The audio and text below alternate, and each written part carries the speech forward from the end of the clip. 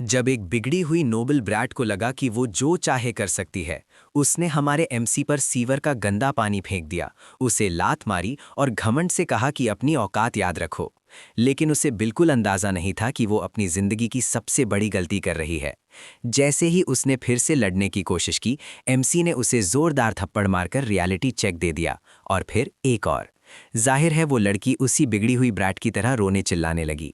लेकिन असली कहानी इससे बहुत पहले शुरू हुई थी। सब कुछ शुरू हुआ एक छोटे से शहर ईविलस्टीन से। वहीं की स्लम एरिया में एक अजीब सा बूढ़ा आदमी रहता था। वो सिर्फ 1 स्टार मैजिक इस्तेमाल कर सकता था, लेकिन अपने आप को बहुत बड़ा मैच बताकर डींगे मारता रहता था। उसका टेम्पर भी बेहद खराब था। बच्चे अगर उसे चिढ़ाते तो वो तुरंत गुस्से में आ जाता।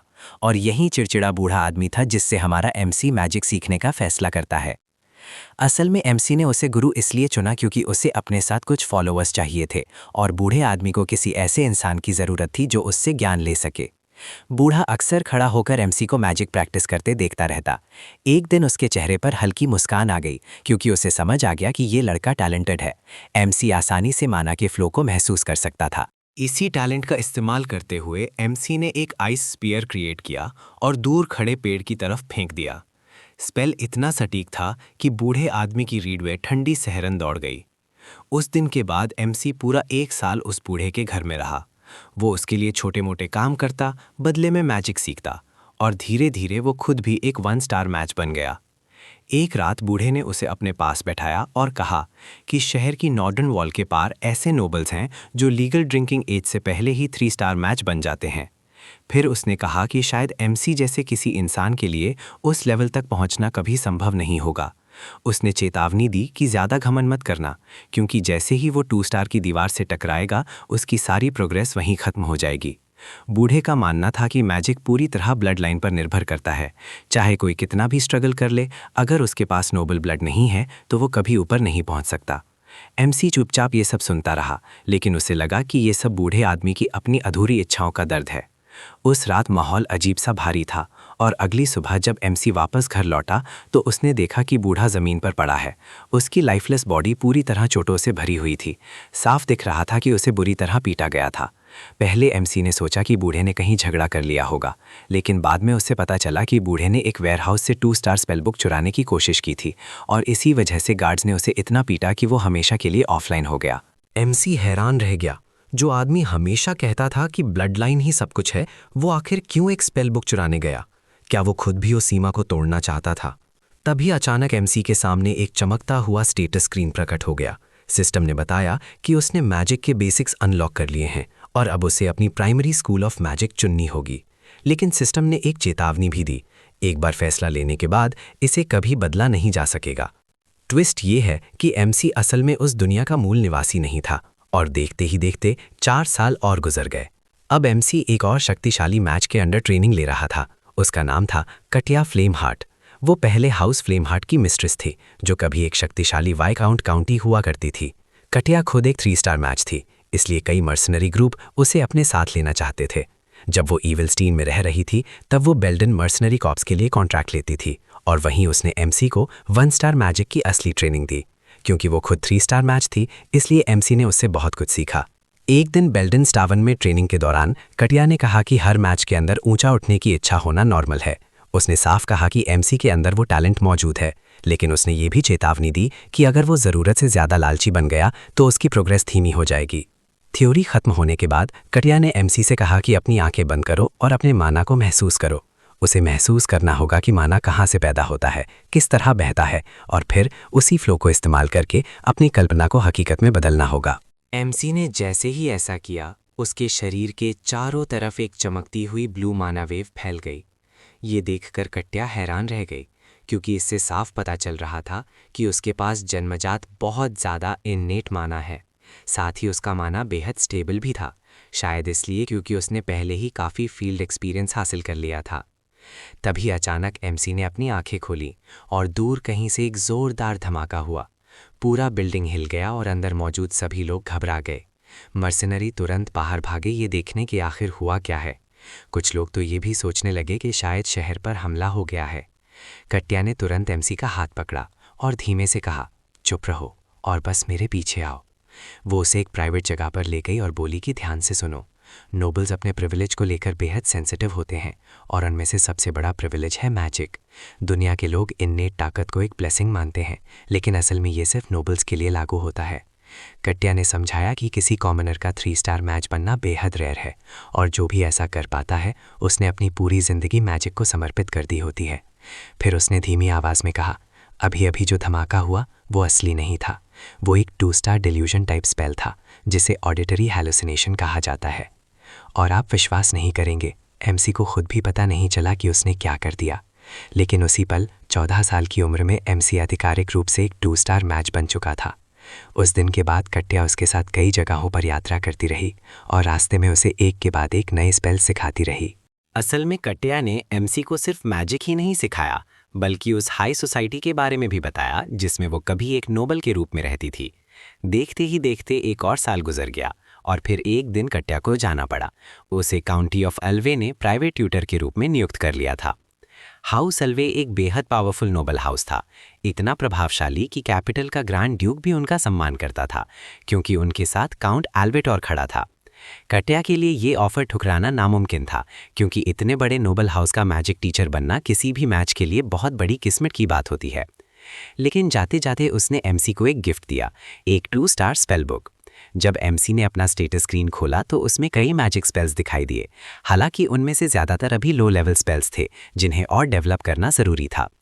1 साल बाद एमसी ने खुद ही प्रैक्टिस करके 2 और 2 स्टार स्पेल्स मास्टर कर लिए। उस समय उसकी उम्र सिर्फ 16 साल थी, लेकिन उसके इरादे अभी भी बहुत बड़े थे। कुछ समय बाद एमसी मर्सनरी टावन गया, जहां मर्सनरी कॉप्स के लीडर जेडन ने उसे बताया कि आखिरकार उन्हें एक असली काम मिला है। एमसी ने पूछा कि किस तरह का काम है, तो जेडन ने बताया कि ये हाउस टू प्लेन की तरफ से आया है, जो कि ग्रैंड डची का हिस्सा है। ये सुनकर एमसी भी हैरान रह गया। उसने पूछा कि इतने बड़े नोबल हाउस को उनके जैसे मर्सनरी क्यों चाहिए। जेडन ने उसे डांटते हुए कहा कि वजह से क्या फ़र्क पड़ता है, जब तक पैसे मिल रहे हैं काम करना चाहिए। उसने ये भी बताया कि डुप्लेन के पास इतना पैसा है कि वो पानी की तरह बहता है और अगर ये काम सही से हो गया तो भविष्य में और भी बड़े कनेक्शन बन सकते हैं। फिर एमसी ने पूछा कि आखिर काम क्या है।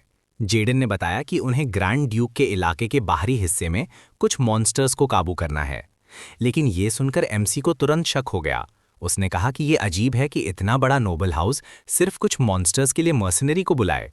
इतना कहकर एमसी उठ खड़ा हुआ और बोला कि उसे ये कॉन्ट्रैक्ट नहीं चाहिए।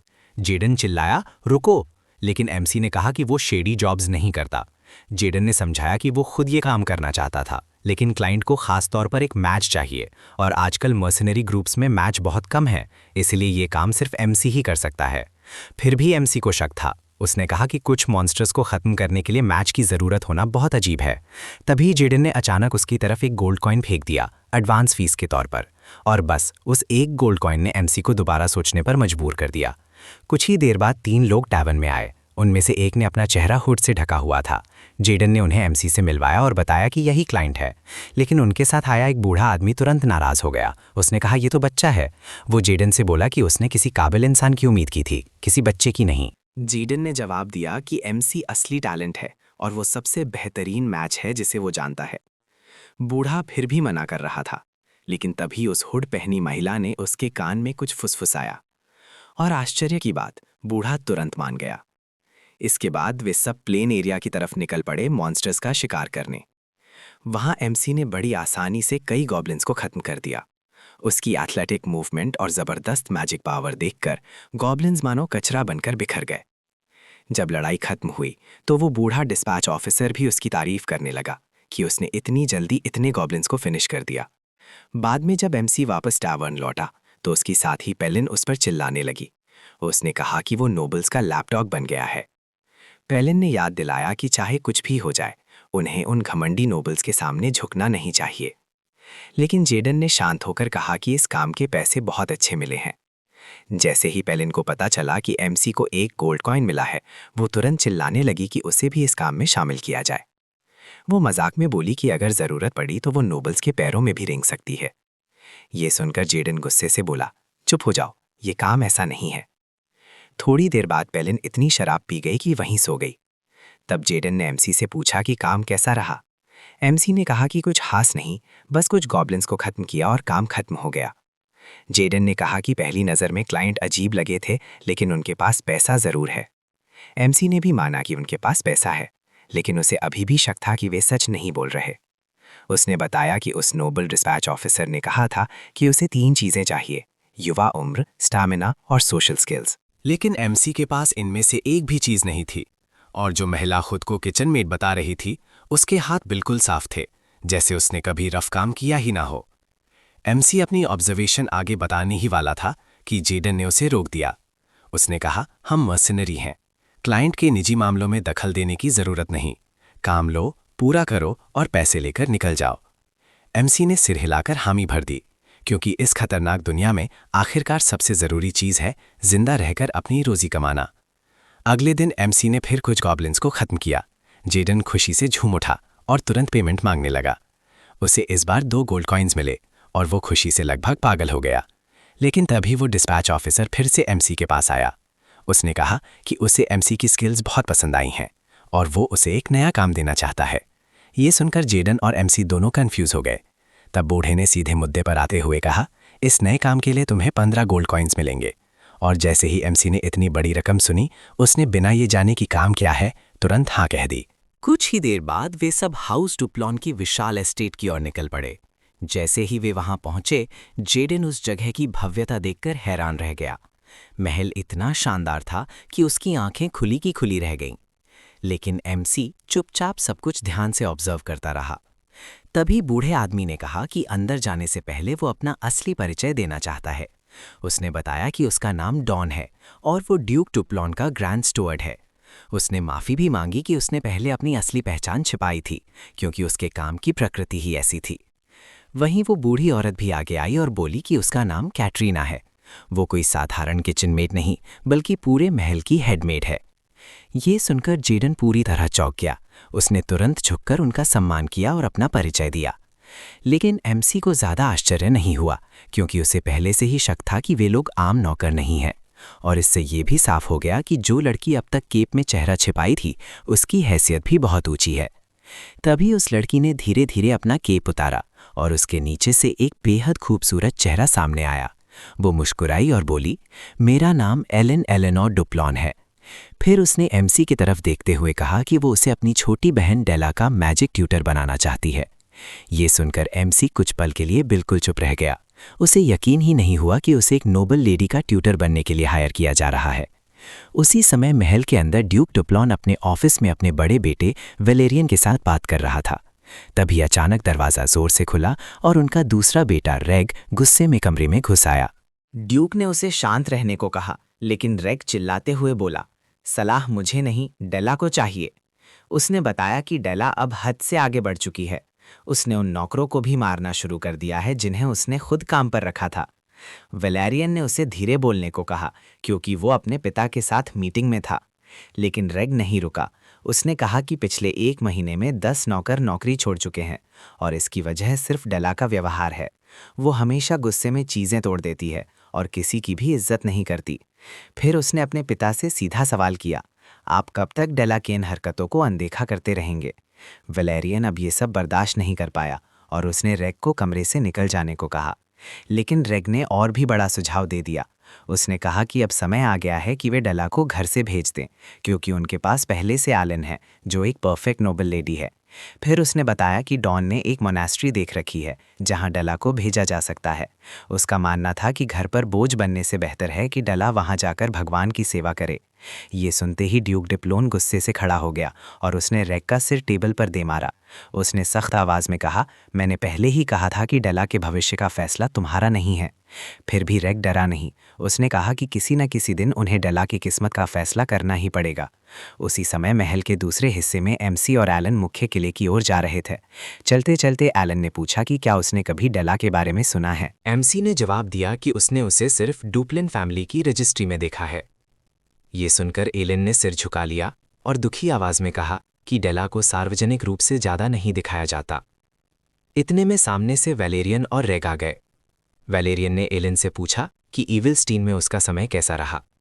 एलन ने विनम्रता से कहा कि वो उसके ख्याल रखने की वजह से आराम से रह पाई। वैलेरियन ने कहा कि वे बाद में बात करेंगे, क्योंकि अभी उसे रेग की चोट का ध्यान रखना है। थोड़ी देर बाद एलिन एमसी को लेकर अपने पिता के ऑफिस में पहुंची। उसने अपने पिता को नमस्कार किया और ड्यूक ने कहा कि उसने ईविलस्टीन में उसकी उपलब्धियों के बारे में सुना है। एलिन मुस्कुराकर बोली कि ये सब उनकी ही वजह से संभव हुआ। फिर उसने एमसी की ओर इशारा करते हुए कहा कि यही वो मैजिक ट्यूटर है जिसे वो ईविलस्टीन से लेकर आई है और अब वही डेला को ट्रेन करेगा। परिचय कराने के बाद एलिन जाने लगी ताकि अपने पिता के काम में बाधा न डाले, लेकिन ड्यूक डुप्लून ने एमसी को रुकने के लिए कहा। एलिन के जाने के बाद ड्यूक ने उसे ध्यान से देखा और कहा कि वो उम्मीद नहीं कर रहा था कि ट्यूटर इतना युवा होगा। फिर उसने पूछा कि क्या वो मैजिक संभालना जानता है। एमसी ने विनम्रता से कहा कि वो थोड़ा बहुत 1 स्टार मैजिक इस्तेमाल कर सकता है। ये सुनकर ड्यूक ने अपने चश्मे उतार दिए और गंभीर आवाज में कहा, झूठ बोलने की जरूरत नहीं, कभी कभी ज्यादा विनम्रता भी एक गुण नहीं बल्कि कमजोरी लगती है। उसी पल एमसी को एहसास हुआ कि वो एक 5 स्टार मैच के सामने खड़ा है और उसके सामने झूठी विनम्रता काम नहीं आएगी। एमसी ने तुरंत माफी मांगी अगर उसकी बात असभ्य लगी हो। ड्यूक ने शांत होकर कहा कि वो समझता है कि वो ऐसा व्यवहार क्यों करता है। फिर उसने कहा कि उसकी उम्र और कपड़ों को देखकर वो किसी मैजिक ट्यूटर जैसा नहीं लगता। तब एमसी ने सच बताया कि वो असल में एक मर्सिनरी है। ड्यूक ने कहा कि वो उसके निजी मामलों में दखल नहीं देगा क्योंकि उसे एलिन ने चुना है। फिर उसने कहा कि वो उसे उस एनेक्स बिल्डिंग में जाने की अनुमति देगा जहां डेला रहती है। इसके बाद उसने कहा कि एक मेड उसे रास्ता दिखा देगी, लेकिन जाने से पहले एमसी ने कहा कि उसे एक बात पूछनी है। ड्यूक ने उसे बोलने की अनुमति दी। एमसी ने कहा कि वो एक मर्सिनरी है और मर्सिनरी का नियम है कि अगर वो कोई काम लेता है तो उसे अंत तक पूरा करता है। उसने कहा कि उसे डेला को मैजिक सिखाने के लिए रखा गया है ताकि वो एक सही नोबल लेडी बन सके और हाई सोसाइटी में प्रवेश कर सके। फिर उसने कहा कि इस बारे में उसकी एक खास रिक्वेस्ट है। उधर उसी समय डेला अपने कमरे में पूरी तरह गुस्से में थी। वो अपनी बेचारी मेड पर तरह तरह की चीजें फेंक रही थी, जबकि वो लड़की बार बार माफी मांग रही थी। डेला चिल्लाई, अभी मेरे कमरे से निकल जाओ, और धमकी दी कि अगर वो फिर कभी उसके कमरे में दिखी तो वो उसका चेहरा भी बर्बाद कर देगी। दूसरी तरफ जेडन एलन से बात करते हुए दिखाई देता है। वो उससे पूछता है कि आखिर उसने डेरेक को ही क्यों चुना, क्योंकि उसे पूरा यकीन है कि पूरे कॉन्टिनेंट के टॉप मैजिक ट्यूटर दा के टीचर बनने के लिए आपस में कम्पीट कर रहे होते। इसके अलावा जेडन को लगता है कि डेरेक के लिए डेला को मेंटर करना आसान नहीं होगा, क्योंकि वो एक कॉमनर है जबकि डेला एक नोबल फैमिली से आती है। तभी एजिलन एक चौंकाने वाला सच बताती है। वो कहती है कि उसने पूरे कॉन्टिनेंट के हर तरह के मैजिक मास्टर्स को ट्राई किया था, लेकिन ट्विस्ट ये है कि आखिर में उन सब ने हार मान ली। इसलिए उसने फैसला किया कि अब वो ऐसे लोगों को चुनेगी जो मैजिक तो जानते हैं लेकिन जिनकी हालत बहुत ही डेस्परेट है। एजिलन जानती है कि डेरेक का बैकग्राउंड एक मर्सिनरी का है, लेकिन उसे भरोसा है कि वो नोबल्स के बिहेवियर और उनकी कल्चर को अच्छी तरह समझता है। जेडन तब एक और राज खोलता है। वो बताता है कि डेरेक का मास्टर एक फॉलन नोबल था जो पहले बहुत सक्सेसफुल हुआ करता था। जेडन का मानना है कि डेरेक ने उससे बहुत सारी चीज़ें सीखी होंगी। ये सुनकर एजिलन को आखिर समझ आता है कि एक मर्सिनरी होने के बावजूद डेरेक इतना रिफाइंड और काइंड क्यों है। एजिलन को भी लगता है कि अपने पास्ट एक्सपीरियंस की वजह से डेरेक शायद डेला को धीरे धीरे कंट्रोल में ला सके और उसे सही रास्ते पर लीड कर सके। लेकिन जेडन एलन को चेतावनी देता है। वो कहता है कि उसे लोगों को पढ़ने में और बेहतर होना होगा, क्योंकि डेरेक एक ऐसा मैच है जो सड़कों पर बड़ा हुआ है और उम्र पूरी होने से पहले ही मर्सनरी का काम करने लगा था। जेडन सवाल करता है, क्या कोई ऐसा इंसान जो सड़कों पर पला हो सिर्फ रिफाइनमेंट और काइंडनेस के सहारे जिंदा रह सकता है? कुछ देर बाद डेरेक को डेला के कमरे तक ले जाया जाता है। वो दरवाज़ा खटखटाता है और अंदर जाकर अपना परिचय देने के लिए ग्रीट करता है। कमरे के दूसरी तरफ डेला बैठी होती है और वो उसे पास आने के लिए कहती है। डेरेक उसके कहने पर आगे बढ़ता है, लेकिन जैसे ही वो करीब आता है डेला के चेहरे पर एक खतरनाक स्माइल आ जाती है, जैसे वो पहले से कुछ प्लान कर चुकी हो। अचानक डेला उस पर बदबूदार पानी फेंक देती है और उसे सीवर रैट कहकर मजाक उड़ाने लगती है। वो लगातार उसे इंसल्ट करती रहती है। फिर वो कुर्सी पर खड़ी हो जाती है ताकि ऊपर से उसे नीचा दिखा सके। उसके हाथ में एक और बाल्टी होती है और वो भी डेरेक के सिर पर उड़ेल देती है, ये कहते हुए कि उसने ये पानी पहले से तैयार करके रखा था। पूरे समय डेरेक बिल्कुल चुप रहता है। कुछ देर में जब डेला के पास फेंकने के लिए पानी खत्म हो जाता है तो वो और ज़्यादा गुस्से में आ जाती है। वो डेरेक के सीने पर जोर से किक मारती है जिससे वो गिर जाता है। फिर वो अपना जूता निकालकर उसके ऊपर फेंक देती है और कहती है कि उससे बदबू आती है। इसके बाद वो वापस अपनी सीट पर बैठ जाती है और उसे याद दिलाती है कि उसकी औकात एक सीवर रैट से ज़्यादा कुछ नहीं है। लेकिन सच तो ये है कि डेला के कमरे में आने से पहले ही डेरेक ने डुप्लेन से एक लंबी बातचीत की थी उसने साफ कहा था कि डेला की प्रॉब्लम आसानी से सॉल्व नहीं होगी। उसी समय उसने डुप्लेन से पूछा था कि क्या वो उसे डेला की ट्रेनिंग के मामले में पूरी अथॉरिटी देगा। अब वापस कमरे में डेरेक धीरे धीरे खड़ा होता है और अचानक डेला के चेहरे पर एक जोरदार थप्पड़ जड़ देता है। उस एक थप्पड़ से डेला का पूरा शरीर शॉक में जम जाता है। आयरॉनिकली 3 साल पहले डेरेक अपने मास्टर काट्या के साथ ट्रैवल कर रहा था। उसने उससे पूछा था कि अगर उसे किसी ऐसे स्टूडेंट को पढ़ाना पड़े जो उसकी काइंडनेस की कद्र ही ना करे तो वो क्या करेगी। काट्या ने जवाब दिया था कि वो पहले उसे समझने की कोशिश करेगी, उसे अपनाएगी और उसे गले लगाएगी। डेरेक को ये बहुत आइडियलिस्टिक लगा था। उसने पूछा, अगर वो स्टूडेंट ये सब चाहता ही ना हो तो? तब काट्या ने कहा था कि टीचिंग का असली एसेंस है स्टूडेंट को बेहतर दिशा में लीड करना। अगर समझ और एक्सेप्टेंस से काम ना चले तो एक अलग शुरुआत ढूंढनी चाहिए। डेरेक ने पूछा, किस तरह की शुरुआत? और काट्या ने जवाब दिया, स्टूडेंट के दिल में डर पैदा करके। वर्तमान में वापस डेरेक डेला से कहता है कि उसे दूसरों के साथ रिस्पेक्ट और कंसिडरेशन से पेश आना सीखना होगा। वो यही नहीं रुकता और उसे तुरंत खड़े होने के लिए कहता है, क्योंकि उसे अपनी बात दोहराना पसंद नहीं है। डेला गुस्से में खड़ी होती है और उसके गाल पर थप्पड़ मार देती है। वो चिल्लाकर पूछती है कि एक लो बॉर्न उसकी हिम्मत कैसे कर सकता है कि उस पर हाथ उठाए, लेकिन वो अपनी बात पूरी भी नहीं कर पाती। डेरेक फिर से उसे थप्पड़ मार देता है और कहता है कि वो भी अपनी बात दोहराने वाला नहीं है। डेला के चेहरे पर अचानक एक मुस्कान आ जाती है, क्योंकि उसे लगता है कि अब डेरेक ठीक वहीं फंस गया है जहां वो चाहती थी। वो जोर से चिल्लाती है और डेलॉन को बुलाती है, ये कहते हुए कि डेरेक ने उस पर हाथ उठाया है। डेलॉन और कई मेड्स तुरंत कमरे में दौड़कर आते हैं और पूछते हैं कि क्या वो ठीक है। डेलॉन गुस्से में डेरेक के पास जाता है और उसे डांटते हुए पूछता है कि वो क्या सोच रहा है जो डेला पर हाथ उठा रहा है। वो चेतावनी देता है कि अगर ड्यूप्लेन को पता चल गया तो बड़ी मुसीबत होगी। लेकिन तभी डेरेक अपनी जेब से एक लिखी हुई नोट निकालता है। वो बताता है कि उसे पहले ही ड्यूप्लेन से परमिशन मिल चुकी है कि वो डेला की एजुकेशन को जैसे चाहे वैसे हैंडल कर सकता है। डेलॉन जब उस नोट को पढ़ता है जिस पर डुप्लेन के साइन होते हैं तो उसे समझ आ जाता है कि अब वो कुछ नहीं कर सकता। ये खबर जैसे ही वैलेरियन को मिलती है वो गुस्से में डेरेक के कमरे में पहुंचता है और अपनी बहन को छूने की वजह से उसे चैलेंज करता है। वो डेरेक को पकड़ लेता है और उसे मारने ही वाला होता है कि तभी राग उसे रोक देता है और कहता है कि हिंसा करने से बेहतर है कि वो शांति से बात करे। डेरेक शांत स्वर में बताता है कि उसे डुप्लेन की अनुमति मिली हुई है। राग भी वैलेरियन को याद दिलाता है कि डेरेक एजेलिन का गेस्ट है और उनके पिता ने भी इसकी अनुमति दी है। आखिरकार वैलेरियन डेरेक से कहता है कि वो इसके साथ चले। जब डेरेक कमरे से बाहर निकलता है तो राग धीरे से उसके कान में कहता है कि उसने सब सुन लिया है और सच कहें तो डेला को होश में आने के लिए एक अच्छी पिटाई की ज़रूरत है।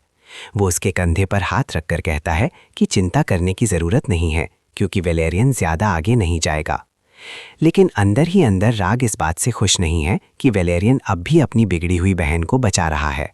कुछ देर बाद वे उस कमरे में पहुंचते हैं जहां डेला पहले रहा करती थी जब उसे एनेक्स में भेजा नहीं गया था। कमरा पेंटिंग से भरा हुआ होता है। वैलेरियन बताता है कि डेला को ड्राइंग बहुत पसंद थी। वो हमेशा उससे कहती थी कि वो उसकी ड्राइंग्स देखे और जब भी वो देखता तो डेला शर्म से लाल हो जाती थी। लेकिन एक अजीब बात थी, डेला कभी भी अपनी ड्राइंग पूरी नहीं करती थी। ज़्यादातर समय वो कुछ हिस्सों को खाली छोड़ देती थी और सिर्फ वही चीज़ें बनाती थीं जो उसे पसंद आती थीं। वैलेरियन अपने पहले वाले बिहेवियर के लिए माफ़ी मांगता है, लेकिन डेरेक कहता है कि ये कोई बड़ी बात नहीं है। फिर वो पूछता है कि उसे यहाँ क्यों लाया गया। वैलेरियन धीरे से बताता है कि वो बस ये दिखाना चाहता था कि डेला कोई ऐसी बच्ची नहीं है जिसे नफ़रत या मारने के लायक समझा जाए। वो कहता है कि किसी समय पर डेला अचानक अपने ब्लड लाइन को लेकर बेहद ऑब्सेस्ड हो गई थी और आखिरकार उसी वजह से उसे मेन हाउस से निकालकर इस एनेक्स में बंद कर दिया गया। वैलेरियन कहता है कि उसे समझ नहीं आता कि डेला आखिर ऐसी क्यों बन गई, लेकिन उसे पूरा यकीन है कि उन्हें हर हाल में उसे मोनास्ट्री भेजे जाने से रोकना होगा। वैलेरियन बताता है कि अगर डेला सिर्फ एक भी स्टार मैजिक सीख लेती है तो वो अपने फादर को मना सकता है कि डेला को यहीं रहने दिया जाए। वो सच्ची आवाज़ में डेरेक से रिक्वेस्ट करता है कि वो डेला को बचा ले। डेरेक तब वैलेरियन से कहता है कि डेला ने मैजिक को पूरी तरह छोड़ा नहीं है, क्योंकि जिन किताबों को वो देख रहा है उनके किनारों पर डेला के लिखे हुए नोट्स हैं। वो आगे बताता है कि दूर वाली शेल्फ पर रखी सारी किताबें स्कूल ऑफ रेगुलेशंस की थ्योरी बुक्स हैं। वैलेरियन इसकी पुष्टि करता है और कहता है कि नोबल्स आमतौर पर इसी स्कूल से सीखते हैं। सब कुछ ध्यान से देखने के बाद डेरेक कहता है कि वो अपनी पूरी कोशिश करेगा। उस रात जब डेला आराम से अपने बेड पर सो रही होती है, तभी अचानक डेरेक वहां आता है और उसके सिर पर पानी उड़ेल देता है। फिर उसे तुरंत खड़े होने को कहता है। डेला पूरी तरह शॉक में पड़ जाती है और सोचती है कि शायद डेरेक का दिमाग खराब हो गया है। लेकिन डेरेक उसकी बातों को इग्नोर करता है, उसका हाथ पकड़ता है और उसे अपने साथ चलने को मजबूर करता है। डेला समझ ही नहीं पाती कि उसके साथ क्या हो रहा है, जबकि डेरेक उसे हॉल से घसीटते हुए बाहर ले जाता है और नौकरानियां ये सब देखकर हैरान रह जाती हैं। कुछ ही देर में वो उसे एस्टेट से बाहर जंगल की तरफ ले जाता है। जंगल के अंदर पहुंचकर डेरेक अचानक उसे जमीन पर धक्का दे देता है। डेला गुस्से और डर से चिल्लाते हुए पूछती है कि आखिर वो कौन होता है उसे सिखाने वाला। तभी डेरेक उसे चौंका देता है। वो कहता है कि उसे मैजिक सिखाने में कोई दिलचस्पी नहीं है। उसने ये ट्यूटर वाली नौकरी सिर्फ इसलिए ली है क्योंकि उसे घमंडी नोबल्स को पीटना पसंद है। डेला ये सुनकर दंग रह जाती है और उसे लगता है कि शायद उसने गलत सुना है। लेकिन डेरेक आगे कहता है कि ट्यूटर बनना बस एक बहाना है ताकि वो ऐसे घमंडी और खुद को सबसे ऊपर समझने वाले नोबल्स को सबक सिखा सके। डेला अभी भी सोचती है कि शायद ये कोई मजाक है, लेकिन तभी डेरेक अपनी तलवार निकाल लेता है और कहता है कि उसे नोबल्स की चीखें सुनना बहुत अच्छा लगता है। डर से कांपती हुई डेला उससे पूछती है कि क्या उसे लगता है कि ऐसा करने के बाद वो बच जाएगा। डेरेक हंसते हुए कहता है कि वो बिल्कुल सुरक्षित रहेगा क्योंकि वैसे भी डेला को जल्द ही मोनेस्ट्री भेज दिया जाएगा और उसकी बात पर कोई विश्वास नहीं करेगा। वो ये भी कहता है कि अगर कोई बड़ी परेशानी हुई तो वो अपनी जान देकर माफ़ी मांग सकता है, क्योंकि एक कॉमनर की ज़िंदगी की कीमत वैसे भी बहुत कम होती है। उसके चेहरे पर एक डरावनी मुस्कान आ जाती है और वो कहता है कि ज़रूरत पड़ी तो वो भाग भी सकता है, और वैसे भी अगर डेला गायब हो जाए तो परिवार को उससे छुटकारा ही मिल जाएगा। अब डेला को धीरे धीरे एहसास होने लगता है कि वो सच में मर सकती है। ये सोचते ही वो अचानक दूसरी दिशा में पूरी स्पीड से भागने लगती है। डेला समझ जाती है कि अगर वो घर की तरफ वाले रास्ते से भागेगी तो डेरेक उसे आसानी से पकड़ लेगा। इसलिए वो जंगल के अंदर गहराई में भागने का फैसला करती है, क्योंकि उसे जंगल के रास्ते अच्छी तरह पता है। उसका प्लान है कि जब वो उससे पीछा छुड़ा लेगी तो वापस एस्टेट लौट जाएगी, और उसे पूरा यकीन है कि इसके बाद डेरेक को कड़ी सज़ा मिलेगी। लेकिन अचानक वो पीछे मुड़कर देखती है और हैरान रह जाती है। डेरेक अपने हाथ में एक फायर बॉल तैयार कर रहा होता है। ट्विस्ट ये है कि फायर बॉल एक 2 स्टार मैजिक है। डेला समझ ही नहीं पाती कि डेरेक जैसा इंसान 2 स्टार मैजिक कैसे इस्तेमाल कर सकता है। इससे पहले कि वो कुछ समझे, डेरेक फायर बॉल उसकी तरफ फेंक देता है, लेकिन वो जानबूझकर उसे मिस करता है। फायर बॉल जमीन से टकराते ही जोरदार एक्सप्लोजन करता है और डेला डर के मारे लगभग जड़ हो जाती है। जब वो पीछे मुड़कर देखती है तो डेरेक एक पागल इंसान की तरह मुस्कुरा रहा होता है। डेला किसी तरह उठकर फिर भागने लगती है, लेकिन जल्द ही उसका पैर फिसल जाता है और वो फिर जमीन पर गिर जाती है। तभी अचानक उसके आसपास आइस एरोज बरसने लगते हैं, जो मुश्किल से उसे मिस करते हैं। एक एरो तो उसके ठीक सामने जमीन में आकर धंस जाता है, जिससे साफ पता चलता है कि वो मौत के कितने करीब थी। डेरेक उसका मजाक उड़ाते हुए कहता है कि वो काफ़ी तेज़ है। उसे यकीन नहीं होता कि जो लड़की हमेशा घर के अंदर बंद रही है वो इतनी तेज़ दौड़ सकती है। डेला उसकी बातों को अनदेखा करती है और फिर भागने लगती है, लेकिन धीरे धीरे उसे महसूस होने लगता है कि शायद वो उससे बच नहीं पाएगी, क्योंकि डेरेक धीरे धीरे उसके करीब आ रहा है। उसी समय डेरेक घुटनों के बल बैठकर जंगल की ज़मीन को महसूस करता है और उसे अचानक एहसास होता है कि ये वही जंगल है जिसे उसने पेंटिंग्स में देखा था। आयरनिकली, डेरेक समझ जाता है कि डेला बचपन से इस जंगल में घूमती रही है और बिना जाने ही वो यहाँ के माना को महसूस कर पाती थी और उसी एहसास को अपनी पेंटिंग्स में उतार देती थी।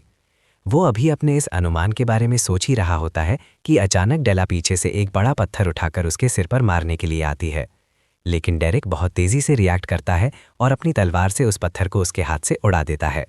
डेला डर के मारे ज़मीन पर गिर जाती है और समझ जाती है कि अब उसका अंत तय है। डेरेक कहता है कि उसे मानना पड़ेगा कि डेला की हिम्मत काबिले तारीफ है। वो जानती थी कि पीछा छुड़ाना मुश्किल है, फिर भी उसने भागने के बजाय पलटकर हमला करने का फैसला किया। ये फैसला लेना उसके लिए आसान नहीं रहा होगा। फिर वो ठंडी आवाज़ में कहता है कि अब उसके पास भागने की ताकत भी नहीं बची। अपनी तलवार तैयार करते हुए वो डरावनी आवाज़ में पूछता है, क्या उसके पास आखिरी शब्द हैं? डेला की आंखों में अभी भी गर्व चमक रहा होता है। वो कहती है कि वो माफ़ी मांगने वाली नहीं है, क्योंकि वो किसी के सामने झुकने वालों में से नहीं है। डेरेक उससे पूछता है कि आखिर वो अपने ब्लड लाइन को लेकर इतनी ऑब्सेस्ड क्यों है। डेला रोते हुए जवाब देती है कि अगर उसकी महान ब्लड लाइन उससे छिन गई तो उसके पास कुछ भी नहीं बचेगा। वो गुस्से में ज़मीन पर मुक्का मारती है और आंसुओं के साथ पूछती है क्या उसे लगता है कि उसने कभी मैजिक सीखने की कोशिश ही नहीं की।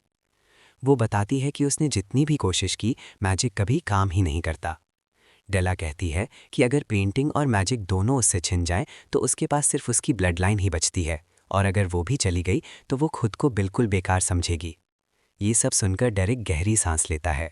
फिर वो अपनी तलवार उठाता है और कहता है उसने काफ़ी सुन लिया। वो डेला से कहता है कि अब सब खत्म होने वाला है और वो अपनी तलवार पूरी ताकत से उसकी तरफ घुमा देता है। लेकिन तभी कुछ ऐसा होता है जिस पर कोई यकीन नहीं कर सकता।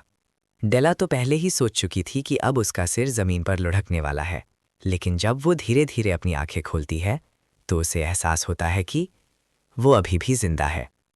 ट्विस्ट ये है कि जैसे ही डेरिक की तलवार डेला को छूने वाली होती है, अचानक उसके चारों तरफ एक आइस बैरियर बन जाता है। ये बर्फ की दीवार उसकी तलवार को रोक देती है और उसे छूने तक नहीं देती। डेला खुद भी हैरान रह जाती है क्योंकि उसे महसूस होता है कि इस आइस बैरियर को बनाने वाला माना उसी के शरीर से निकल रहा है। डेरिक ये देखकर अपनी तलवार वापस म्यान में रख देता है। फिर वो झुककर डेला को सलाम करता है और कहता है कि उसने बहुत अच्छा काम किया है। वो अपनी रूडनेस के लिए उससे माफ़ी भी मांगता है। डेला ये सब देखकर पूरी तरह शॉक में पड़ जाती है। तब डेरिक उसे समझाता है कि जो अभी हुआ है उसे शायद वो पूरी तरह मैजिक नहीं कह सकती। असल में ये सिर्फ माना का एक मैनिफेस्टेशन था। लेकिन सबसे महत्वपूर्ण बात यह है कि उसने ये कर दिखाया। डेला अपनी आंखों पर यकीन नहीं कर पाती और अचानक गुस्से व फ्रस्ट्रेशन में जोर से चिल्लाने लगती है। कुछ देर रोने के बाद जब वो शांत होती है तो डेरिक उसके घावों की देखभाल करने लगता है। उसी दौरान वो उसे बताता है कि वो स्कूल ऑफ द वाइल्ड से जुड़ी हुई है। डेला ये सुनकर कंफ्यूज हो जाती है कि इसका मतलब क्या है। डेरिक समझाता है कि ज्यादातर नोबल्स स्कूल ऑफ रेगुलेशंस से मैजिक सीखते हैं, लेकिन असल में हर स्कूल ऑफ मैजिक का बेस एक जैसा होता है। फर्क सिर्फ इस बात में होता है कि उसे समझने और मास्टर करने का तरीका अलग होता है। वो कहता है कि डेला का टेम्परामेंट स्कूल ऑफ वाइल्ड का है, इसलिए जब वो रेगुलेशंस की थ्योरी से मैजिक सीखने की कोशिश कर रही थी तो वो अपने ही रास्ते में रुकावट पैदा कर रही थी। डेरिक इसे आसान उदाहरण से समझाता है। वो कहता है कि ये ऐसा नहीं था कि डेला ऐसे कपड़े पहन रही थी जो उस पर फिट नहीं होते, बल्कि ये ऐसा था जैसे वो ऐसे कपड़ों में घुसने की कोशिश कर रही थी जो उसके शरीर पर चढ़ ही नहीं सकते। डेला उससे पूछती है कि उसे कैसे पता चला कि वो स्कूल ऑफ वाइल्ड से है। डेरिक बताता है कि उसने उसकी बनाई हुई ड्राइंग्स देखी हैं। वो समझाता है कि डेला प्रकृति में बहते हुए माना को महसूस कर सकती है और उसी एहसास को अपने कैनवस पर उतार देती है। आमतौर पर जो मैजिक स्कूल ऑफ वाइल्ड के टेम्परामेंट के साथ जन्म लेते हैं वे बचपन से ही प्रकृति में मौजूद माना को महसूस करने लगते हैं। डेरिक जब उसकी टांगों पर पट्टी बांधना खत्म कर देता है तो कहता है कि अब वो चल सकती है। फिर वो बताता है कि भले ही उसने अभी माना को मैनिफेस्ट कर लिया हो, लेकिन उसे अभी बहुत लंबा रास्ता तय करना है। अगले दिन से वो उसे सिखाएगा कि माना को नेचुरली कैसे मैनिफेस्ट किया जाता है। हैरानी की बात यह होती है कि डेला सच में उसे धन्यवाद कहती है। डेरिक फिर सुझाव देता है कि अब उन्हें वापस एस्टेट लौट जाना चाहिए। वापसी के रास्ते में डेरिक उससे पूछता है कि क्या सनसेट वाली पेंटिंग उसी ने बनाई थी। वो कहता है कि वो पेंटिंग बहुत खूबसूरत थी। डेला बताती है कि वो उसकी मास्टरपीस है और डेरिक पहला इंसान है जिसे पता चला कि वो पेंटिंग पूरी हो चुकी है। अगली सुबह डेला जैसे ही जागती है सबसे पहले वो फिर से अपना माना मैनिफेस्ट करने की कोशिश करती है, लेकिन वो फेल हो जाती है। वो बेड से उठती है और जैसे ही दरवाज़ा खोलती है तभी उसकी टक्कर एक नौकरानी से हो जाती है जो पानी लेकर जा रही होती है। टक्कर लगते ही पानी डेला पर गिर जाता है। नौकरानी ये देखकर डर के मारे कांपने लगती है। उसे लगता है कि अब उसकी मौत तय है। वो तुरंत घुटनों पर गिर जाती है और डेला से माफ़ी मांगने लगती है क्योंकि उसने एक ऐसा अपराध कर दिया है जिसकी सज़ा मौत हो सकती है। लेकिन ट्विस्ट ये है कि डेला बस उसे कहती है कि आगे से ध्यान से चला करे। नौकरानी हैरान रह जाती है क्योंकि डेला ने उसे मारा भी नहीं और बिना कुछ किए वहाँ से चली भी जाती है।